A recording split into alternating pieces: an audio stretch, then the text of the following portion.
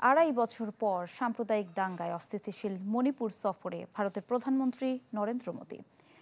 অবশেষে দীর্ঘ সময় ধরে জ্বলতে থাকা মণিপুরবাসী পেল মোদীর শান্তির বার্তা এবং $96 কোটি প্রকল্প। তবে সংঘাতের পর তার দীর্ঘ অনুপস্থিতি জন্ম দিয়েছে ক্ষোভের। দিনটিকে ব্ল্যাক ডে আখ্যা দিয়েছে স্থানীয় শিক্ষার্থী সংগঠন। মোদীর 3 ঘন্টার সফরকে প্রহসন বলছে বিরোধী শিবির। মণিপুরে 2023 সালের সাম্প্রদায়িক সংঘাতে ঝরেছিল প্রায় 300 প্রাণ। সে সময় ব্যস্ত সময় কাটছিল প্রধানমন্ত্রী নরেন্দ্র মোদীর। বিভিন্ন রাজ্যে ছুটে বেড়াচ্ছিলেন নির্বাচনী রোড শো নিয়ে।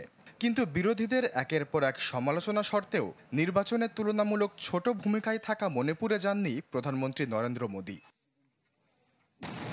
সেই থেকে একটি প্রশ্নই বিজেপির রাজনীতিতে অন্যতম মাথাব্যথার কারণ, কবে মণিপুরে যাবেন মোদী? জবাব মিলল 28 মাস পরে। অবশেষে আড়াই বছর পর মোদীর কাছ থেকে শান্তির আশ্বাস পেল মণিপুরবাসী। শুধু আশ্বাস নয়, মণিপুরবাসীর অভিমানে মলম লাগাতে উদ্বোধন করেন $96 কোটি উন্নয়ন প্রকল্প, যার আওতায় 5টি মহাসড়ক ও একটি নতুন পুলিশ সদর দপ্তরের নির্মাণ অন্তর্ভুক্ত। মণিপুরে উত্তেজনা শুরুর পর কেটে গেছে 864 দিন।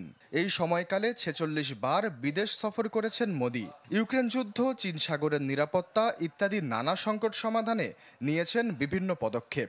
তবে ঘরের আগুন থামাতে তার উদাসীনতা যেন ঢাকা যায়নি কোটি টাকার প্রকল্পেও। তাই ক্ষোভ প্রকাশে মোদীর সফরের দিনটিকে ব্ল্যাক ডে ঘোষণা করেছে কুকি শিক্ষার্থী সংগঠন KSOSH। শুধু তাই নয়, সফরের দিন বর্জন করা হয়েছে সব শিক্ষা প্রতিষ্ঠান।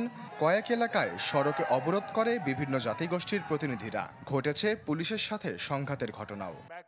অন্যদিকে 28 মাস পর মাত্র 3 ঘন্টার সফর নিয়ে সমালোচনা হয়েছে বিরোধী শিবিরেও। এক্স হ্যান্ডেলে এক টুইটে এই সফরকে প্রহসন আখ্যা দিয়েছে প্রধান বিরোধী দল কংগ্রেসের নেতা মল্লিকার্জুন খার্গে।